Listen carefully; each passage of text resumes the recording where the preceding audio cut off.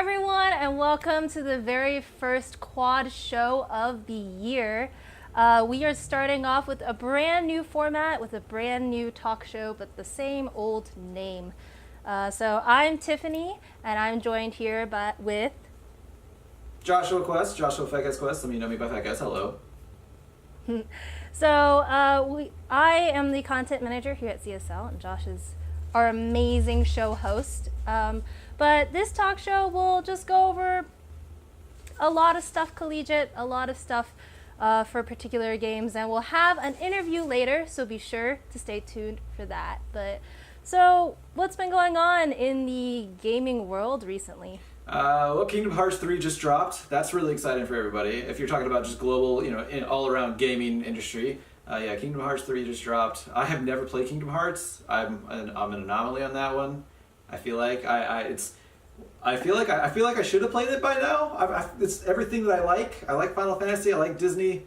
I mean, I like Star Wars now that they're in there. I like Toy Story. Oh yeah. I've never played Kingdom Hearts either, but everyone was freaking out on my timeline. Yeah. So, hopefully we don't get a lot of hate for never having played Kingdom Hearts, but maybe we should check it out.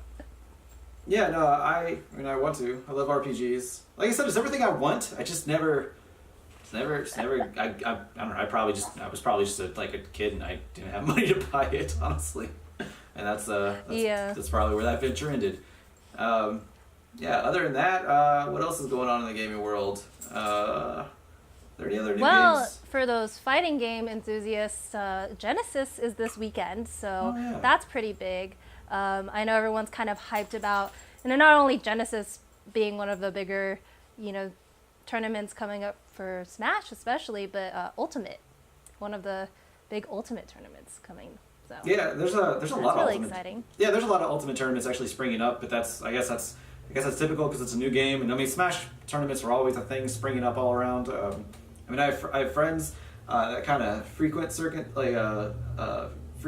Smash circuits.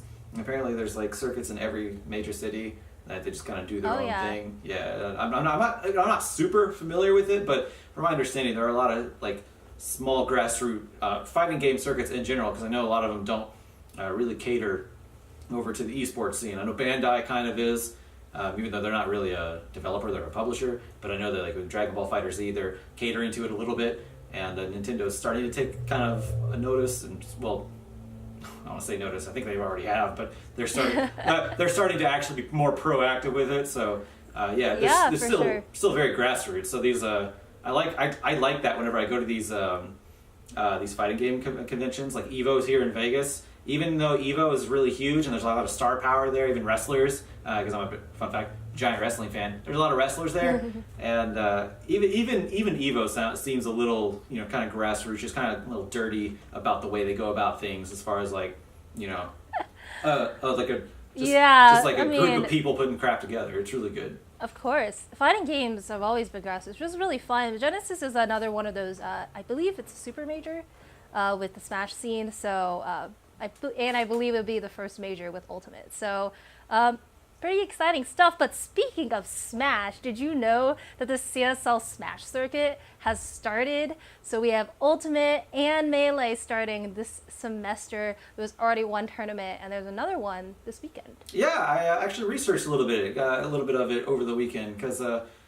discovered some Canadian geography. Obviously, I just said I'm here in Vegas, so I've never actually been to Canada, but there was one over in, I think, hosted by Carleton University, but Carleton University, they're on the other side of the Ottawa River over in, not Quebec, but the place that they were holding the convention at was over in Quebec, so that all confused me. But so I had to look at the map, and I learned a little bit of Canadian geography. So there was that one. I think there was also one in Michigan as well, if I'm not mistaken. I think. Yeah, but the qualifiers are going on right now, all across North America, since we have Canada as well. But pretty crazy stuff. And they also announced the NBA 2K League for CSL, which is some huge news. So we're working with NBA 2K with official Collegiate League. Registration is open, by the way. So if you play NBA 2K, definitely go get yourself registered for this tournament. Yeah, I actually really like the 2K games coming into the Collegiate. I mean, they've been there for a while, because we hosted a Madden Madden tournament. Yeah. About, was it 3 years ago, 2 years ago? And the thing is that with those games, they're accessible, or I guess mainstream accessible. Like everybody plays. I mean, anybody who watches traditional sports or anything like that, they automatically have an interest in the 2K games, the Madden games. So I do like that we're getting into that, because it does give us a little bit more of the mainstream feel. Because I mean, again, it's accessible to everybody. Everybody is familiar with it. Same with FIFA too. I don't know if we're into FIFA yet, but the 2K games, great way to get into it. Yeah, it's like a bridge with traditional sports, I guess you could say. So that's really exciting. But yeah, so some pretty big things happening here at CSL, but we still have some of the same old things. Doesn't mean that they're bad. That made it sound like I thought they were bad. No, we have our classics. But this week we're going to be talking a lot about League of Legends. So I'll let you take that away, because I, for the record, am not a League player. So... For the record, I'm not either anymore, but I used to be for like 9 years, 8 years, something like that. And I've been in the collegiate business for League of Legends for about 5 of those years. So I mean, I don't play it anymore, but I'm still very familiar. And one of the biggest things that's kind of come out is Riot reformatted the way they do, the way they're broadcasting the collegiate circuit. Used to, they would go to a third party organization. Usually it was us. No hard feelings. I understand business. It's fine. We don't do that anymore. Yeah, I get it. I mean, I'm a little miffed. But there's more reasons than, just not choosing us that I'm miffed. Because, I mean, I like seeing collegiate grow. I like seeing collegiate League of Legends grow. Riot has done some really cool things in collegiate. So, it's trial and error sometimes. And we've seen a lot of trial and error. I mean, the name has changed 3 times for piss sakes. I mean, it's been... NACC, U-Law, C-Law, and people still can't call it C-Law all the time. It really annoys me, even though it's... I kept calling it U-Law for so long. You and like half the roster of people that actually play it and get money for it.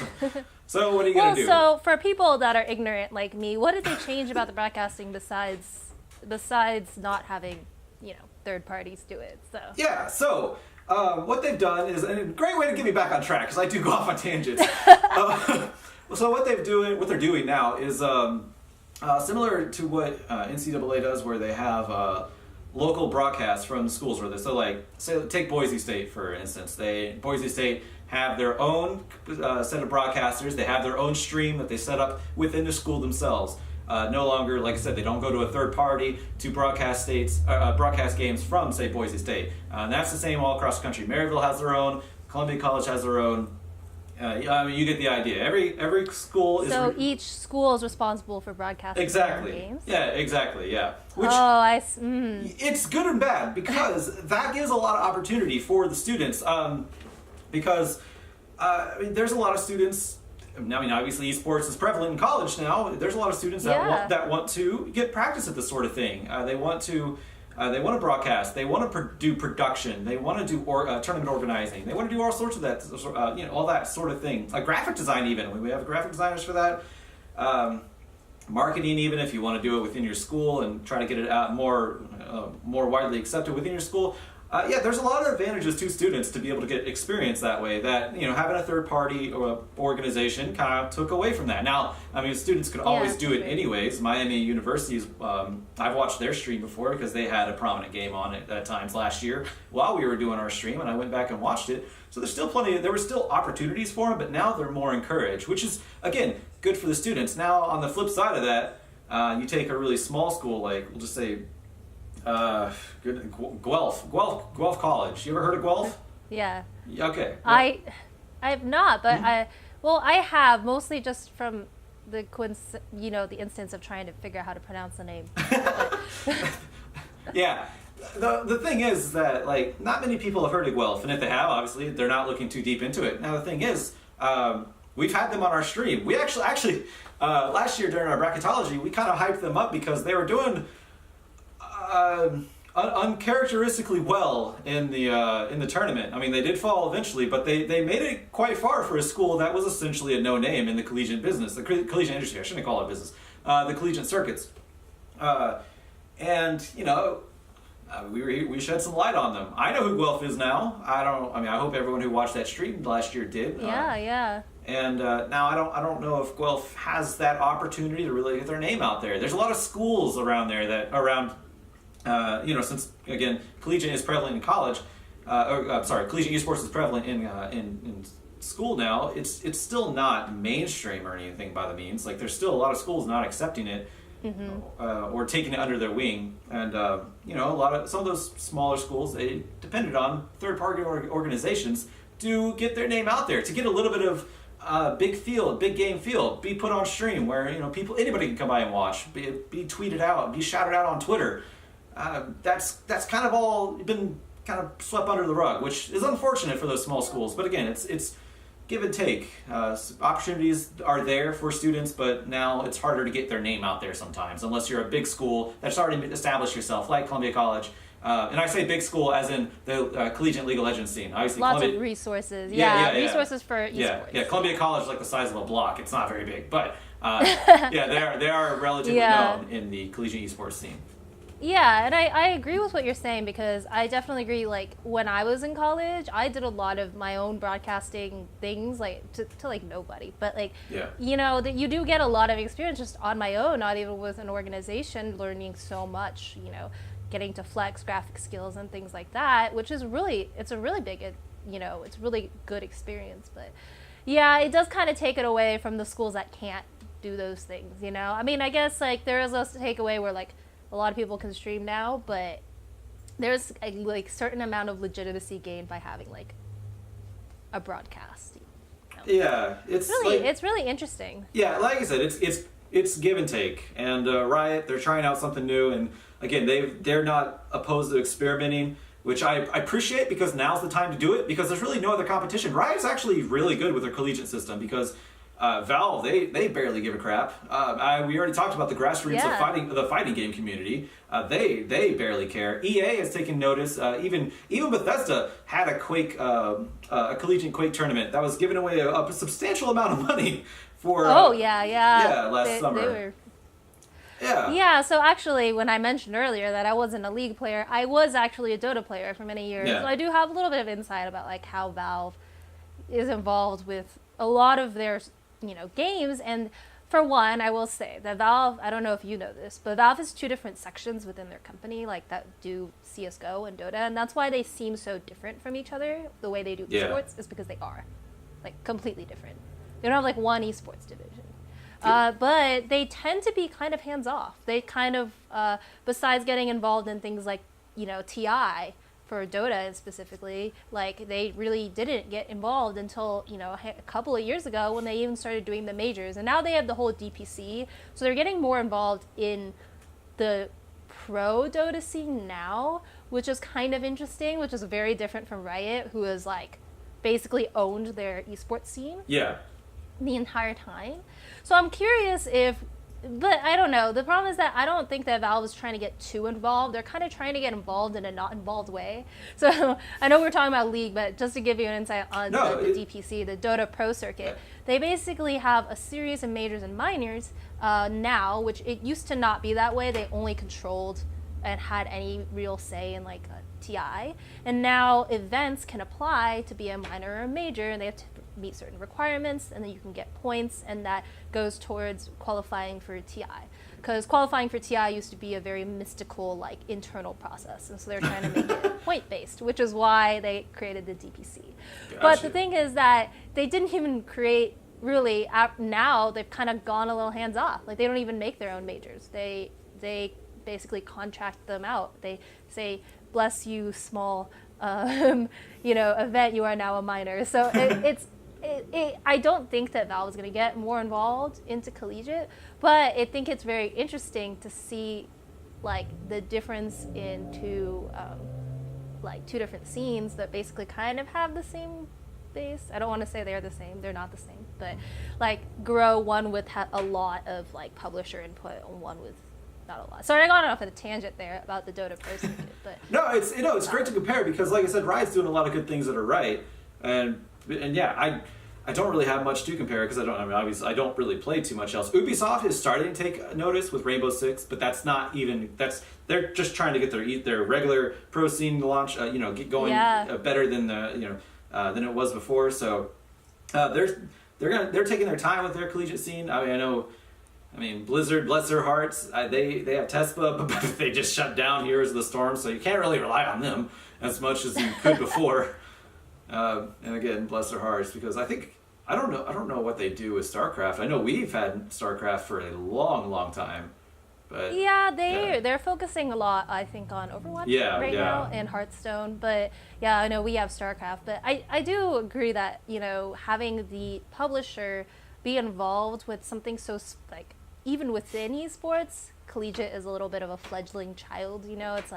It's still growing, and it's still figuring itself out, because it can't run like traditional esports. Like Riot did not take, the Worlds. They didn't just take Worlds and like make a smaller version of it. You know what I mean? Right. So it's different. So there's that. Yeah. But I think that it'll be very interesting to see, because I do think Riot has the most active right now involvement in their collegiate scene. So I'm curious to see through their experimentation, where they go from there.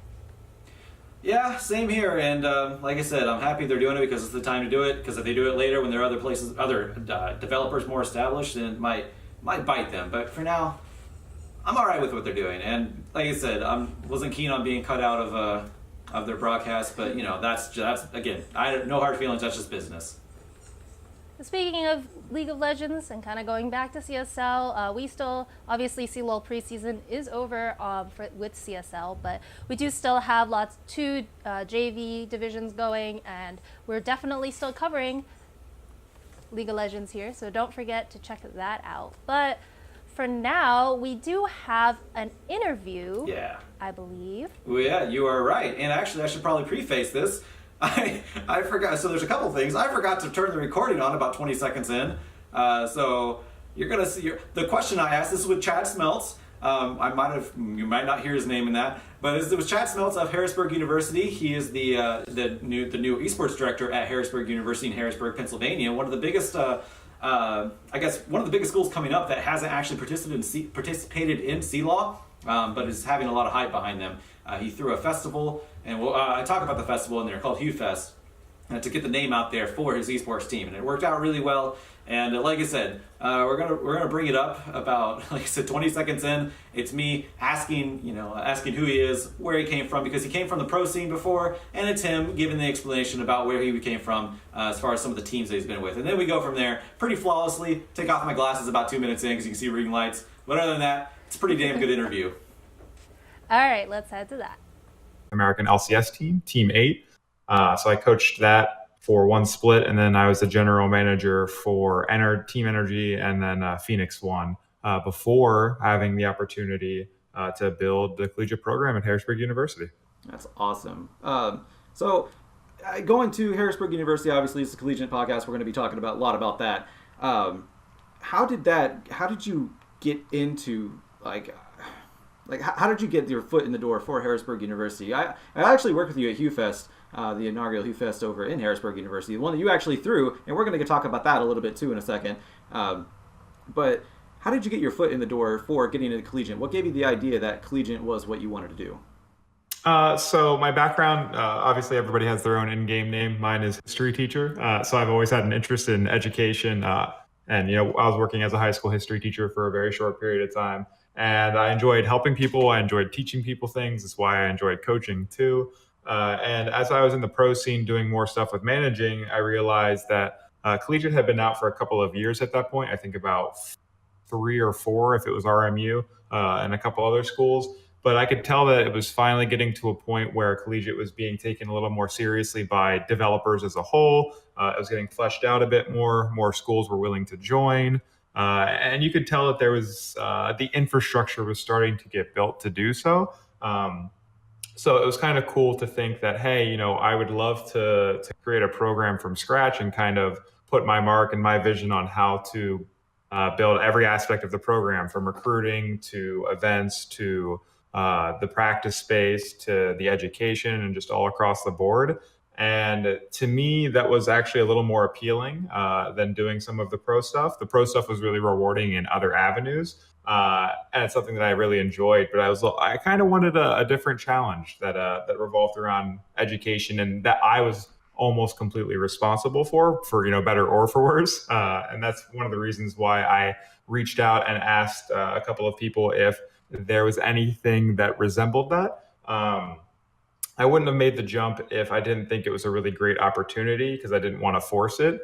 So I kind of asked and said, hey, are there any schools that are interested in building a program from the ground up that are like really invested in doing so?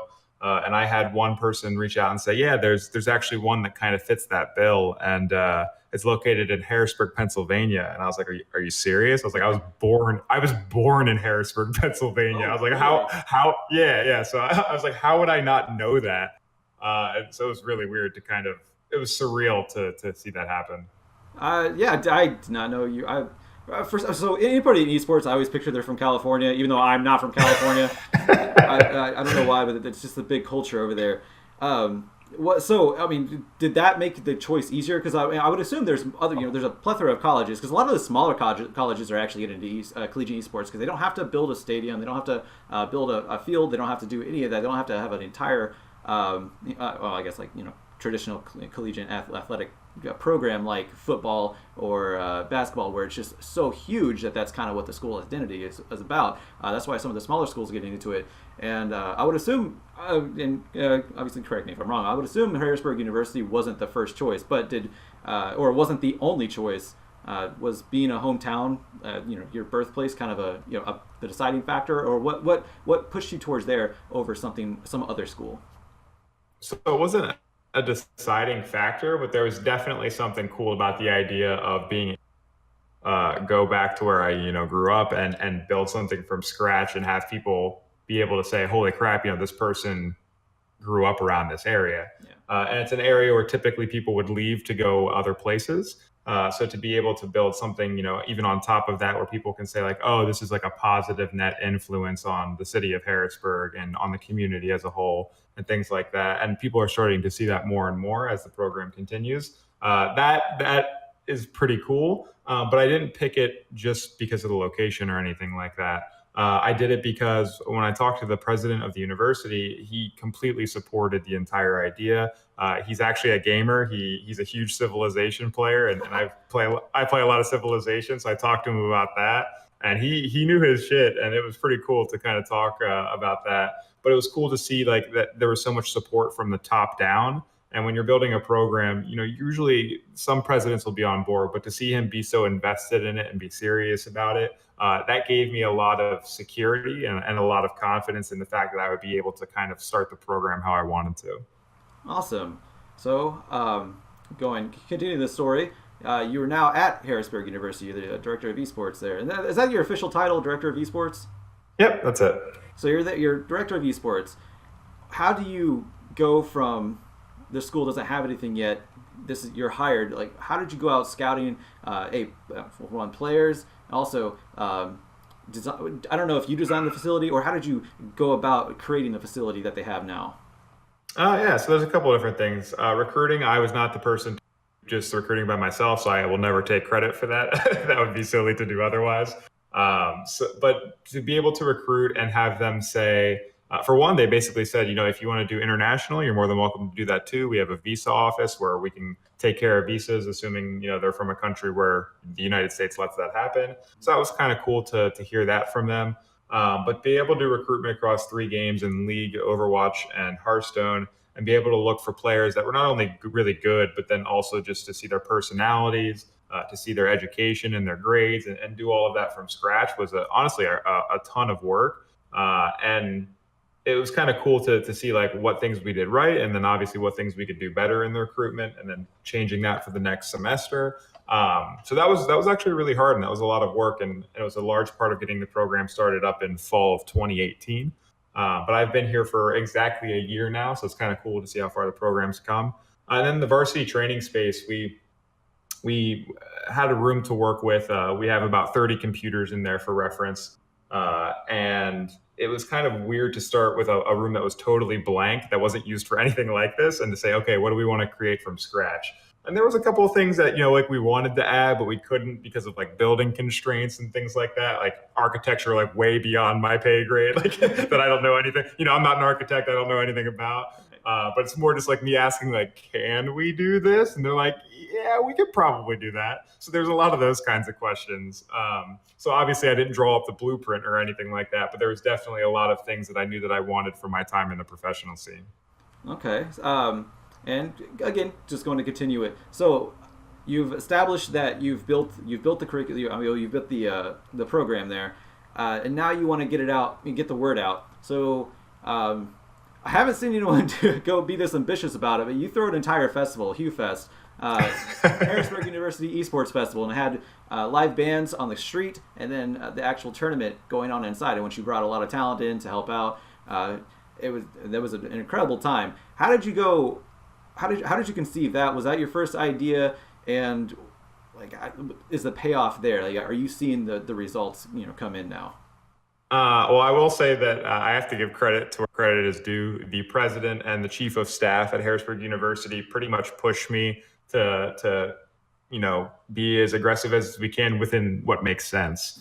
And so when they say like, hey, we want to throw an event, and it's like, okay, that sounds pretty easy actually. And they're like, no, we want to throw a national event, and we want like this, and this. And obviously they don't ask for specifics, but they just tell me like the scope is usually what I ask for. I was like, okay, what kind of scope are you guys looking for? And they're like, hey, we want to throw a big national event. What can that look like?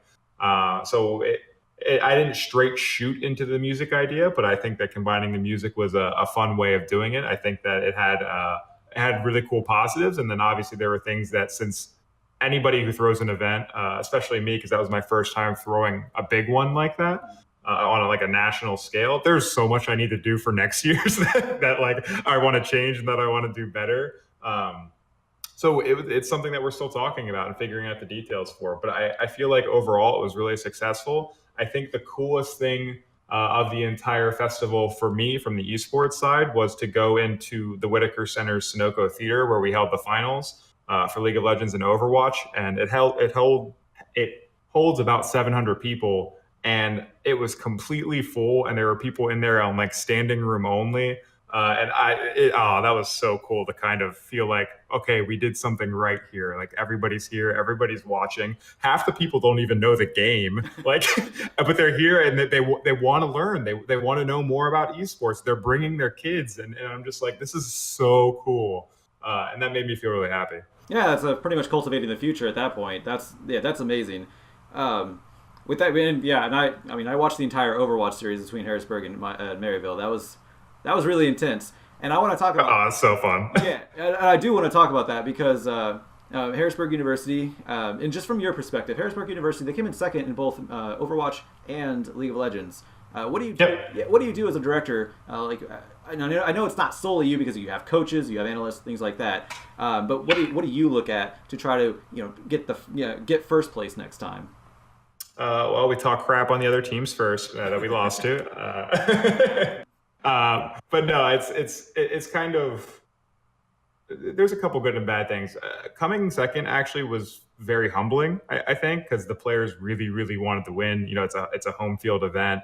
They want to prove that they're the best college team and everything like that. So getting second basically lit a fire under them that they were like, no, like we really want to do super well in collegiate, or in like a university league or in TESPA this season or whatever. Because now it's like a grudge match, and I absolutely love it. So there's so many things to work on, whether it's the schedule of scrims or how you're treating practices to making sure even something like that your grades are up and that you're taking care of that.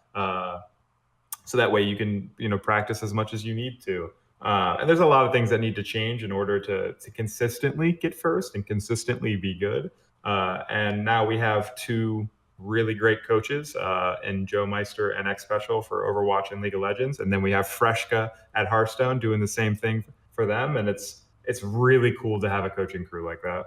So just real briefly, educate me on Freshka. Is that a former pro player? Yep. So Freshka has actually done a lot in Hearthstone. Also has coached pros as well. Hearthstone, obviously, coaching is a little bit different and it works out in a different way. But they have done Freshka's done coaching for that as well. So to be able to have Freshka coach our our 3-person Hearthstone team is super cool. Obviously in Hearthstone, there's a little more RNG. So like, it doesn't matter, you could be a perfect coach or a perfect player and you could still lose in Hearthstone, which is obviously a little bit different than League and Overwatch. Yeah, no, that's just the card games in general for sure. Now going, I want to talk about that specifically because we just mentioned it. You have 3 former pro players that stepped away from pro to come to Harrisburg University.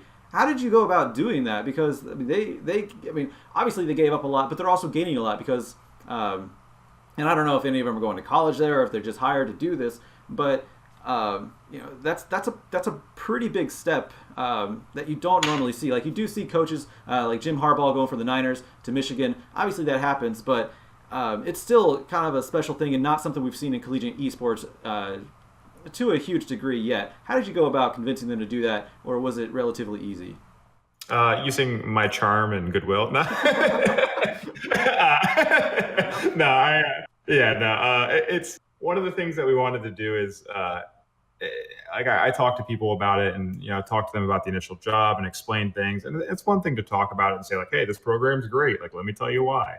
And I will say that with me working in the pro scene beforehand, there's obviously some legitimacy in that because, from their point of view, why would I have gone to go do this if there wasn't some legitimacy in the program at first? And now there's so much more than that. There's so much more than me that to show from this program in the last year that now I don't even almost have to use myself as much, where I can have them come out and I can show them, I can show them the students. I can show them our varsity training space. I can show them Hue Festival. I can show them the education and all these different things. I can show them the president who plays games and who understands esports. And just one of these things is actually pretty cool. But it's like when all of this starts adding up and then, I'm trying to sell it to somebody and say like, hey, this is a serious program and we're doing a lot of cool things and I want you to be a part of it. It's a lot easier of a sell. So for Joe Meister, for example, he played for the Philadelphia Fusion and he was looking into coaching. And I said, hey, it's, come check out the collegiate world and see what you think, because there's a lot to this. To have Freshka be able to do the Hearthstone was the same thing. And he's working remotely, but it's the same effect. And the Hearthstone players absolutely love having a coach like Freshka being able to guide them. And then most recently we had, Alex Chu, or X Special, join us a day or two ago. And I had worked with him on Phoenix One, and he had said basically that this split or semester, or however you'd like to say it, he was kind of taking off and taking care of some family obligations. And I hit him up very respectfully, and I said, hey, obviously I don't want to step on your family stuff, and I won't go into that. But if you'd like to do some remote work at the same time to kind of stay in the scene, is that something that you're interested in? And so we got to talk through that, and I kind of got to explain to him about the university. And that was kind of cool to take that step and say like, hey, I would love to have you here full time in person, that kind of stuff. But that's, the priority is having a quality coach. And I think that you're a quality person with tons of experience and both player and coaching experience. And I want to be respectful of that and have you here and have you to be a part of this. And I think having that conversation, you can kind of tell what people want and when they're, being genuine about stuff. And I think that went a long way. And, now he's going to be here for the split. And, from there, we'll see how things go. But I'm super excited for this spring. Yeah, that was some pretty huge news. Obviously, Joe Meister, I think he plays second. I think Philly Fusion plays second to London Spitfire. So, they're, at least in the Overwatch League. So they're definitely yeah, you have some high profile names on your team now, which is huge. And I do want to so I only want to touch on this briefly, but there was the ESPN Power Ranking coming out. How did you feel being number 4, considering you guys really haven't played in any C-Lol, U-Lol, or whatever anybody wants to call it at all? You've only kind of had one, I think, correct me if I'm wrong, only one national display, and that was at HueFest. Yeah. So I think it's completely fair. Honestly, if they had played or I wouldn't have taken any personal offense to it in League of Legends, because when you're basically placing what is essentially an unranked team or a new team, that's not an easy thing to do. Right. So it's kind of cool to be 4th place. I'm actually very happy with that. And I think that we have a lot to prove either way. So whether we win a ton, or whether we drop a game to somebody and we drop down places. Like, I am very excited to prove that we should be at the top. I'm very excited to prove what our program's all about. And obviously, when we have somebody like X Special working with the team and stuff like that, it paints a target on our back too, because any loss that we get becomes that more high profile. But I'm really happy with what we did with the team. I'm happy with us picking up more substitutes and more players in general. So now if anything comes up, there's life happens, school happens and things like that. And sometimes in collegiate, you have to be able to take a break for a week or two. And now we have players that can step in and fill that spot. And I really think a combination of that and Alex coaching and some other stuff is going to help us get to the top. Awesome.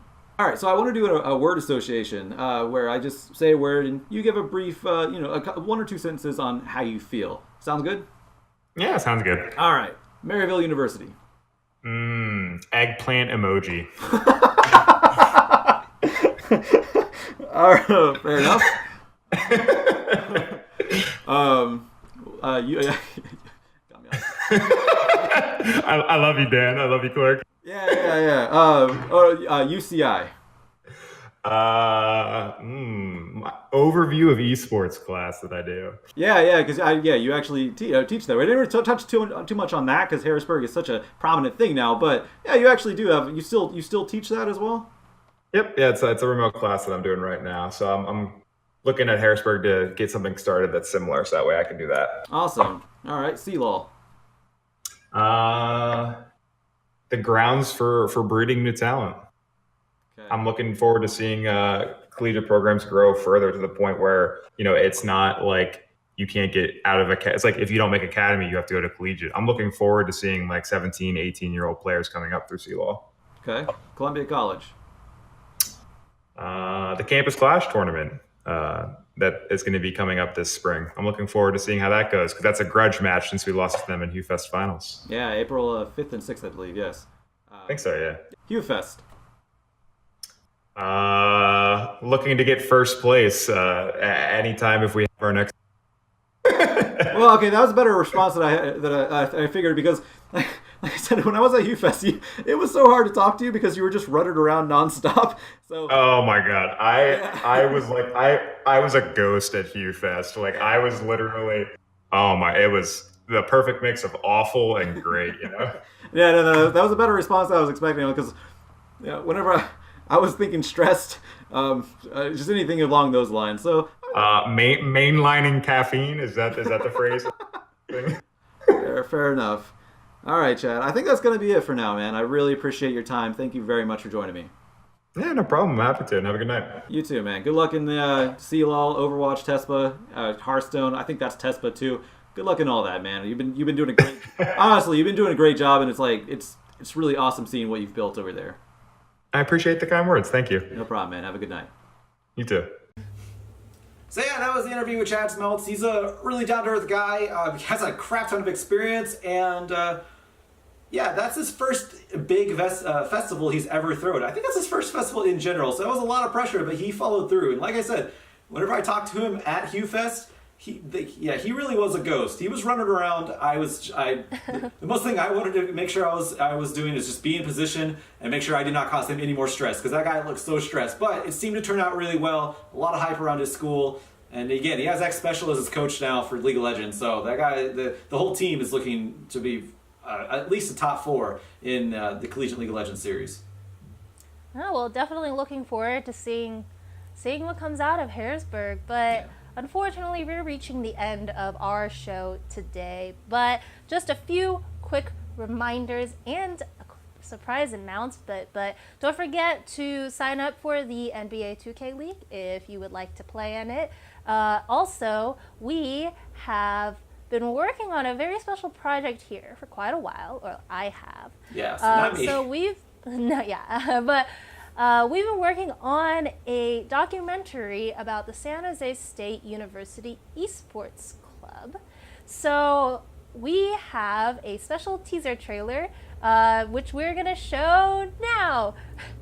So please take a look and enjoy.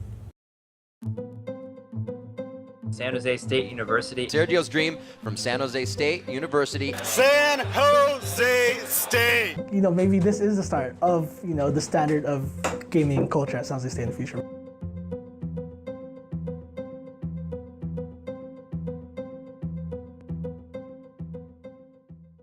I hope you guys enjoyed that trailer. Be sure to keep an eye out for when that documentary releases. But for now, make sure to tune back in 2 weeks for the next talk show. So I'm Tiffany. I'm Joshua, Fecka's Quest. And thank you guys so much for watching.